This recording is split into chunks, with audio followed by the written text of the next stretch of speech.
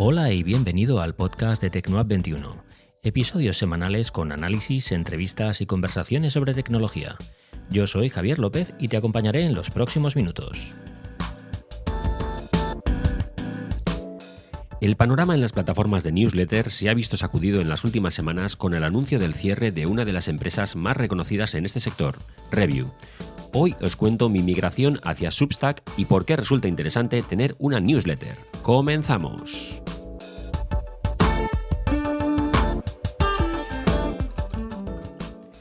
Hace poco más de 2 años decidí lanzar una newsletter. Yo ya había probado a crear una página web de noticias tecnológicas, también un podcast, un año antes. Y bueno, pues como también había probado suerte creando un canal de YouTube y diferentes cuentas en redes sociales para dar un poco cobertura mediática a todo el contenido digital que iba creando, pues me dio la sensación de que una vez que ya estaba todo esto asentado, era una buena idea crear una newsletter como un experimento más.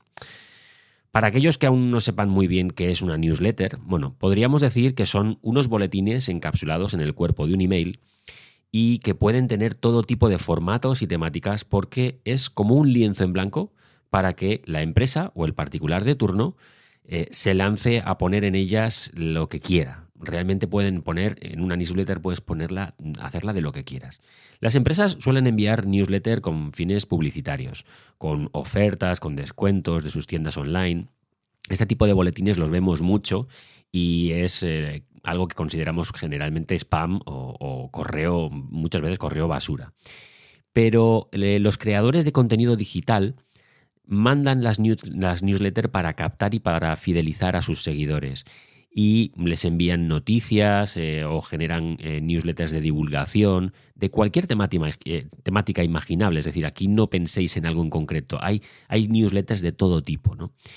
Y por supuesto también están las newsletters que son meramente de opinión, que son otra forma también un poco de potenciar la marca personal de una manera mucho más depurada. La mayoría de las newsletters suelen ser gratuitas. Al menos aquí en España estamos acostumbrados a que pues nos llegue un boletín o nos llegue una newsletter y sea gratuita. Es raro encontrarte a gente que está monetizando y viviendo o ganando un dinero sustancial de una newsletter. Es complicado porque tienes que haber creado una marca muy potente alrededor de tu imagen y tienes que tener un producto muy bueno como para que la gente se suscriba a una newsletter de pago. Las hay, las hay, pero son los menores casos. Hay algunas que, como digo, son de pago y sirven un poco pues para completar los ingresos de algunos creadores de contenido digital que ya tienen otras cosas, ya tienen un canal de YouTube o un podcast o un lo que sea, y además tienen una newsletter de pago, ¿no? O puede ser una parte de esa suscripción, ¿no? Es decir, te suscribes a mí o a mi canal o a mi lugar en Patreon o lo que sea y tienes derecho a una serie de cosas y entre ellas, pues las newsletters, ¿no? Mismamente, eso lo estoy viendo ahora en El País, que es un periódico que en su suscripción digital, en su versión para los suscriptores, tenía muchas newsletters de opinión de la gente que firma los artículos en El País, que eran gratuitas y se están empezando a pasar al modelo de suscripción. Es decir, si tú ya eres un suscriptor de pago del País, porque has pasado por el muro de pago del País y estás suscrito, además de tener acceso a todo el contenido que ellos crean digitalmente cada día para El País, es decir, todos los artículos que ellos crean y toda la investigación que desarrollan. Además, vas a tener derecho a las newsletters que antes eran gratuitas y ahora pasan a ser parte de esa suscripción de pago. Entonces, es un complemento, ¿no? Un complemento, bueno, pues me parece que interesante. El caso es que todas aquellas personas que optan por, a nivel individual, monetizar su newsletter, lo enfocan un poco como micromecenazgos, ¿no? Y esto lo que hace es que permite sufragar los gastos que supone dedicarle mucho tiempo y mucho esfuerzo a escribir artículos, a grabar podcasts o a crear vídeos para tus suscriptores. Así que bueno, dentro del formato newsletter entra, como veis, casi de todo. Encierra un abanico enorme de posibilidades. En octubre de 2020 yo ya había oído hablar mucho de las newsletters y de hecho estaba suscrita a varias newsletters. Pero me daba mucha pereza empezar a crear una porque no acababa de encontrar ni una plataforma adecuada y además no tenía muy claro de qué podía hablar yo en una newsletter. Pero cuando Twitter compró e integró la plataforma de newsletters Review, me lancé a probar suerte. Review ya era una de las principales plataformas de newsletters del mundo y tenía muy buenas críticas detrás. Yo además leí cómo había mucha gente que estaba integrando sus newsletters dentro de Twitter de una forma muy fácil y la verdad es que yo buscaba algo así, algo sencillo, que fuera intuitivo y sobre todo que estuviera muy integrado con alguna red social para poder luego difundir lo que haces y que fuera de esto pues fácil y rápido, ¿no? Me paré un poco a pensar en el formato, en la periodicidad de la newsletter, en la temática que quería tratar y ya luego pues me puse a escribir. Al principio empecé con una regularidad digna de un cadete militar. Todas las semanas publicaba una newsletter a los escasos suscriptores que tenía entonces, confiando en que con el tiempo pues irían llegando más suscriptores y esto iría creciendo, ¿no?, de manera exponencial. Pero estos emails, estas newsletters eran muy largos y a mí me llevaba demasiado tiempo elaborar cada una. Eran pequeñas guías de cómo aplicar la tecnología. Y a poco que sepáis un poco de tecnología, ya sabéis que explicarlo es un proceso que lleva tiempo y explicarlo por escrito lleva mucho tiempo. Mucho, mucho tiempo. Solo leer cada email eran entre 9 y 12 minutos. Algunas eran de 7 minutos, otras de 10, pero entre 9 y 12 minutos eran todo, era cada email, cada newsletter que yo enviaba. Eso solo leerlo. Así que imaginad el tiempo que a mí me llevaba elaborar esos 9-12 minutos de lectura, ¿no? Era un poco, yo creo que era imposible de mantener en el tiempo. Yo no lo veía entonces así, pero claro, esa periodicidad semanal con esa longitud de texto era inviable. Así que pues como suele pasar con muchísimos proyectos en el ámbito digital, poco a poco se fueron espaciando esas newsletters y al principio pasaron de ser semanales, luego quincenales, luego poco a poco pues una al mes, hasta que en junio de este año, de 2022, dejé de publicar newsletters. Me veía incapaz de mantener el nivel y el ritmo, así que sin que fuera algo premeditado, dejé de escribir y por supuesto dejé de enviar esos boletines, ¿no? Tampoco, no deseché la idea de retomar el tema, ¿no? No fue algo en plan, lo dejo. Pero desde luego lo que tenía claro es que tenía que replantearme cómo hacerlo para que fuera algo que pudiera asimilar en mi flujo de trabajo semanal sin que fuera una carga, ¿no? O al menos una carga tan densa. Porque después de todo se supone que la newsletter es un complemento, es algo divertido que se hace por gusto, al menos yo, porque yo no las monetizo ni saco dinero de ellas, y se habían convertido en una carga por la cantidad de tiempo que me llevaba a elaborarlas. De ahí que fuera poco a poco espaciándolo porque es que no me daba tiempo, no me daba la vida para esto. Y claro, esto fue en junio, con el verano de por medio, me olvidé por completo del tema de las newsletters. Ya se sabe que en el momento en el que entran las vacaciones de por medio, pues desconectamos y solemos meter en un cajón todo aquello que no tengamos directamente entre manos, todo lo que no sea urgente, pues muchas veces cuando llega el verano se ralentiza y muchas veces se para, ¿no? Y el caso es que en estas estábamos cuando, hará cosa de un mes, el señor Elon Musk se hizo por fin con Twitter, y digo por fin no porque yo estuviera deseándolo, sino porque fue al final el final de un culebrón que empezó en enero de este año y ya teníamos todos ganas de que acabara de una vez porque esto no era una buena señal para Twitter, aunque visto lo que ha hecho después, pues casi que peor, pero bueno, en fin. El caso es que Elon Musk se hace todo con Twitter y empiezan los cambios, ¿no? Este tío es que ha entrado, pues como un elefante en una cacharrería haciendo cambios a diestro y siniestro. Y además de los despidos del personal, que se ha cargado la mitad de la plantilla, y el tema de las posibles suscripciones de pago y todo esto, ¿no? En medio de todo eso, en Twitter decidieron cargarse un montón de funcionalidades. Bueno, no es que decidieran cargárselas, es que no había gente para llevar todo esto adelante. Y una de ellas era la integración con Review. No solo eso, sino que optaron por lo más radical, que era cargarse la empresa y cerrar el negocio. Así que Review como tal va a dejar de funcionar. Así que todos los que teníamos una newsletter en Review, pues teníamos hasta final de año para migrar nuestros boletines a otro servicio o sencillamente verlos desaparecer. Y yo creo que pocas cosas hay que incentiven más al movimiento a que te obliguen a hacerlo, ¿no? Cuando te obligan a hacer algo, rápidamente te mueves. Así que la amenaza de que si no migraba las newsletters que hubiera publicado, todo ese trabajo se iba a perder para siempre, eso fue suficiente aliciente como para que yo reactivara mis ganas de escribir de nuevo, ¿no? A eso hay que sumarle que todo esto de la compra de Elon Musk, de Twitter y del tema de que Review iba a desaparecer, me pilló en pleno brote de COVID. Tras 2 años y medio de pandemia nunca había pillado el virus y justo a primeros de noviembre pues me contagié, bueno, primero yo y luego el resto de la familia, porque esto ya sabéis que es como una cadena. Y como tuve que pasar una semana encerrado en el cuarto, asimilando un poco y pasando el virus, y tuve mucho tiempo para pensar, el tiempo que no estaba hecho polvo, pues lo tenía para pensar, aproveché un poco para darle una vuelta de tema, una vuelta al tema de las newsletters, una vuelta de tuerca, ¿no? Al tema de las newsletters. Lo que pasa es que, claro, el problema original del tiempo que me llevaba a escribir estos boletines seguía estando ahí, porque yo podía migrar de Review a otra plataforma todo lo que tenía escrito, pero aún así tenía que replantearme el mismo modelo de newsletter que yo estaba haciendo hasta entonces, para encontrar una fórmula que me llevara menos tiempo y esfuerzo, porque si no iba a ser más de lo mismo. Es decir, ¿de qué me sirve a mí mudar todas las newsletters de una plataforma a otra si luego cuando tenga que escribir las nuevas el formato se me atasca, ¿no? No puedo con ello. Así que claro, antes de hacer toda esta historia, me puse manos a la obra y estuve revisando un poco otras muchas newsletters que yo leo cada semana para ver qué es lo que me gusta, qué es lo que me lleva mucho o poco tiempo, qué soy capaz yo de asimilar y sin querer clonar lo que hacen los demás, a ver qué formato podía encajar un poco con lo que yo podía hacer, ¿no?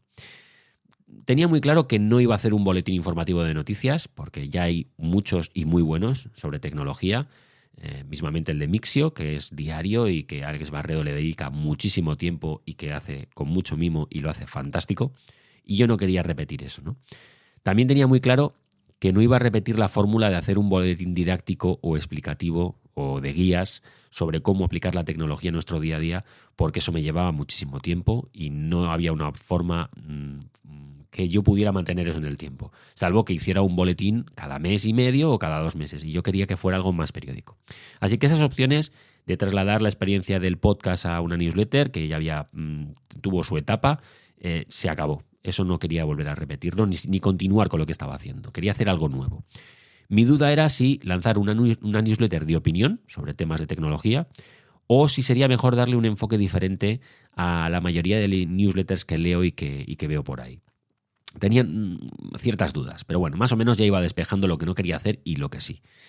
Y por otro lado estaba también el tema de la migración de una plataforma a otra, porque ahora me tocaba elegir una nueva casa en la que me sintiera un poco cómodo escribiendo, que fuera sencilla de utilizar y que además me diera herramientas para hacer un seguimiento a los suscriptores, para ver un poco opciones para difundir el material de una forma cómoda. Y bueno, la verdad es que no es que haya una barbaridad de empresas dedicadas a esto, pero sí que me salían más de 5 opciones interesantes que tenía que ir descartando para quedarme con una. Al final lo reduje a 2 opciones. Dudaba seriamente entre MailChimp y Substack. Cada una tiene sus puntos fuertes y débiles, pero las dos, con todo, tenían más o menos lo que buscaba en una nueva plataforma de newsletters. Es decir, que tenían las herramientas, eran sencillas de usar, eran muy conocidas, tenían buena integración con redes sociales. Bueno, me daban diferentes opciones cada una y tenía cada una su punto fuerte, ¿no? El tema es que al final opté por Substack, sobre todo por las facilidades que me daba para hacer la migración desde Review. Y bueno, además tenía opciones muy interesantes para monetizar. Si el día de mañana, yo qué sé, despega de forma estratosférica el tema de la newsletter, no es mi intención, yo no busco eso, pero bueno, es bueno saber que si algún día, el día de mañana, yo quiero sacarle un rendimiento económico a las newsletters, pues Substack me permite hacerlo, ¿no? Os voy a contar muy brevemente mi proceso de migración de Review a Substack, por si hay alguien que está en esta misma situación de aquí al 31 de diciembre, y quiere saber cómo va el tema, porque si estáis en Review y Review cierra, pues ya sabéis que si no os mudáis, lo perdéis. Entonces, si hay alguien que está pensando mudar su newsletter de Review a Substack, esto os interesa. Aunque Substack da facilidades para importar la lista de suscriptores y las newsletters que ya tienes publicadas en Review, a mí me costó bastante hacerlo, porque no fue inmediato. Y claro, como yo estoy acostumbrado a hacer las cosas en el momento, y a mí no me gusta esperar a que me den las cosas ya hechas, pues decidí hacerlo todo manualmente mientras esperaba la respuesta de Review a mis peticiones. Yo le pedí primero que me generara un documento CSV con las direcciones email de los suscriptores, porque luego ese documento, claro, lo importas a tu cuenta de Substack y ya está, pum, tal cual. Pero como en Review deben de estar saturados de todas las peticiones de migración que tendrán entre manos, pues la cosa iba mucho más lenta de lo esperado. Y yo, como no quería esperar, pues me puse a hacer la importación manualmente, una a una. Esto no se debe hacer nunca, pero yo, bueno, pues lo hice porque tenía tiempo, estaba encerrado en la habitación con el COVID y, bueno, pues digo, hasta que me llegue el listado CSV, pues lo voy haciendo yo, ¿no? Así que lo hice por mi cuenta, cogí cada mail y importaba, pegaba y tal, ¿no? Con las dos pestañas abiertas. Claro, esto es fácil si tienes, yo qué sé, 20, 30, 40, 50 suscriptores. Ahora, si tienes cientos de suscriptores a tu newsletter, mi consejo es que no seáis impacientes, que esperéis a ese listado CSV que os va a mandar Review y ya luego lo importas a Substack y es cuestión de 3 clics. Entonces, esto simplifica muchísimo la vida. Pero claro, si tienes pocos suscriptores, bueno, pues lo puedes hacer por tu cuenta. Y lo segundo, una vez que ya tienes los suscriptores metidos, digamos, o antes en realidad, porque yo lo hice al revés. Primero importé las newsletters y luego los suscriptores, ¿no? Pero lo segundo que podéis hacer también es solicitar a Review la API Key para poder hacer una migración de las newsletters hacia otra plataforma. Y aquí es más de lo mismo. Yo solicité el acceso desde el último rincón en el que tenían la opción disponible, porque se nota que no es algo fácilmente localizable, está escondido casi como que a propósito.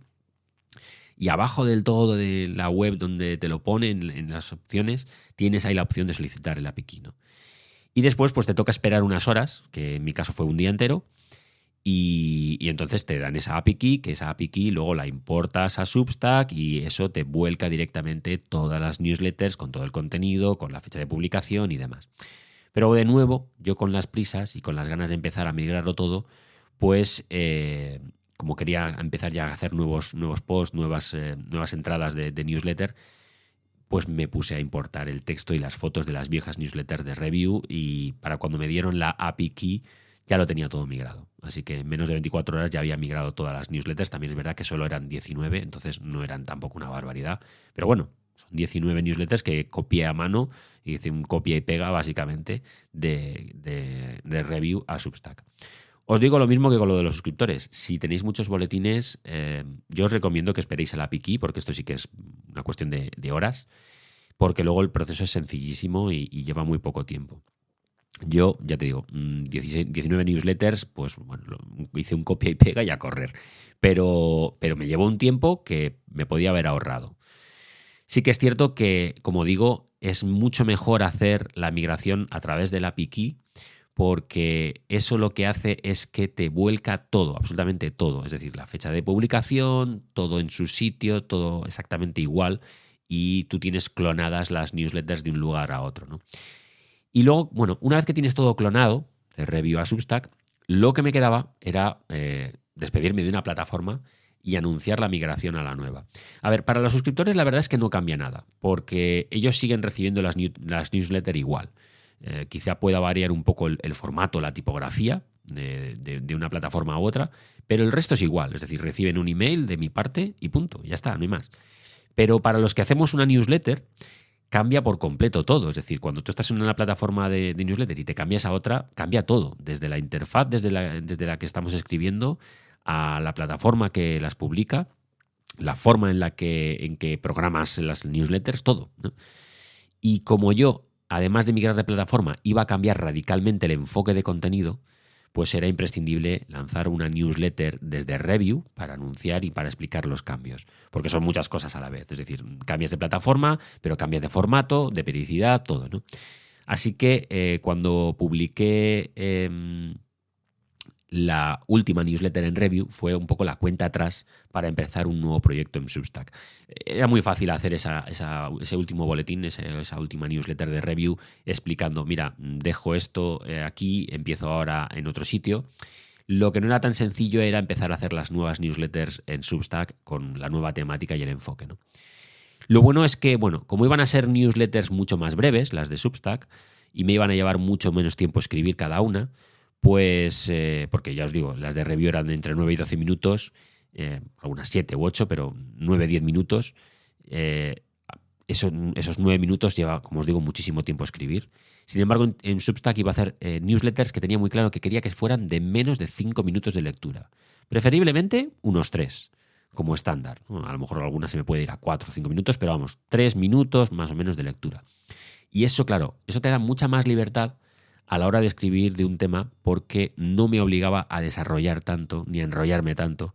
Me bastaba con plantear un poco un concepto a grandes rasgos y lanzar algunas ideas, ¿no? Otra de las cosas que tenía muy claro que quería probar e implementar en la nueva newsletter era incluir un pequeño archivo de audio, porque en la app oficial de Substack Reader tienes la opción de leer newsletters a las que estás suscrito y también tienes la opción de escuchar todas aquellas que tengan una versión en audio. Claro, yo no quería trasladar el texto a audio porque es algo que sí que he visto en Substack, que hay algunas newsletters que permiten añadir audios como si fuera la newsletter leída, es decir, por una persona, por un robot o por una persona. Entonces yo no quería que la newsletter te diera la opción de escucharla, porque para eso tienes un podcast, pero sí quería añadir un archivo de audio como si fuese una especie de bonus track, un añadido extra al final de la newsletter que me parecía genial para darle un toque diferente a la mía, porque no lo he visto por ahí. Sé que se puede hacer, pero no lo he visto. Y entonces me parecía que era interesante completar el texto con algún archivo de audio que no necesariamente tiene por qué ser una locución de texto. Pueden ser sonidos, música, cosas un poco que ambientan un poco o que complementan un poco el texto de esa newsletter. Así que bueno, una vez que ya tenía más o menos claras estas cosas, solo me quedaba encontrar la temática. Y me surgió un poco la idea de conectar la cultura actual, la que tenemos en este siglo XXI, con la de los años 80 y 90, en la era analógica antes de Internet. Eso es algo que ya hago yo de forma recurrente, más o menos en el podcast, muy habitualmente, que conecto los años 80 y 90 con lo que tenemos ahora mismo, ¿no? Creo que hay mucho simbolismo y un simbolismo muy potente en cómo afrontamos las cosas ahora respecto a cómo se hacía antes, ¿no? Se pueden sacar lecciones muy interesantes del tipo de sociedad que teníamos, ¿no? Creo que comparar la cultura de los 80 y los 90 con la actual da como resultado, evidentemente, un choque frontal en muchos aspectos. Pero curiosamente hay cosas que siguen igual. Y esa contradicción es la que me apetece un poco explorar en el tema de la nueva newsletter, a la que he llamado, evidentemente, de analógico a digital. Porque hemos vivido una transición sin opción de marcha atrás, en la que todo lo que antes hacíamos en analógico, ahora, sin conexión evidentemente, ahora tiene una versión digital ligada a Internet, ¿no? Y ese contraste, ese choque, ese cambio, que vemos también cómo hay muchas cosas que están volviendo en modo revival, pero adaptadas al siglo XXI, me parece que es algo muy interesante, ¿no? Mi intención es publicar una nueva newsletter cada sábado, que es además me parece que es un día como más relajado para recibir y para leer un email de ese tipo, algo un poco más casual, entre 3-4 minutos te lo hayas leído. Y a mí me encantaría, claro, que esto llegara al mayor número de personas, así que bueno, voy a aprovechar el altavoz que me da mi propio podcast para recomendarte que te suscribas a la newsletter y le des una oportunidad. Y luego ya, bueno, pues si cuando hayas leído una o dos no te gusta, pues te suscribes y ya está, que te das de baja y punto, ¿no? Que yo no voy a estar persiguiendo a nadie, simplemente creo que es algo que complementa también un poco el tema del podcast semanal. Y si ya eres oyente de semana en semana de este podcast y ya te gusta más o menos lo que estoy haciendo por aquí, creo que es un toque interesante el tema de la newsletter, porque hay cosas que no dan tanto como para desarrollar un episodio de un podcast, pero son conceptos que, bueno, me apetece plantar o plasmar en un texto escrito de 3 minutos, y con esos archivos de audio, esos bonus track que voy a meter y que estoy metiendo ya en la newsletter, son cosas que no me lleva mucho tiempo hacerlo. Lleva mucho tiempo de edición, pero no mucho tiempo hacerlo, porque no tiene prácticamente texto, es muy poquito. A lo mejor hablo un minuto.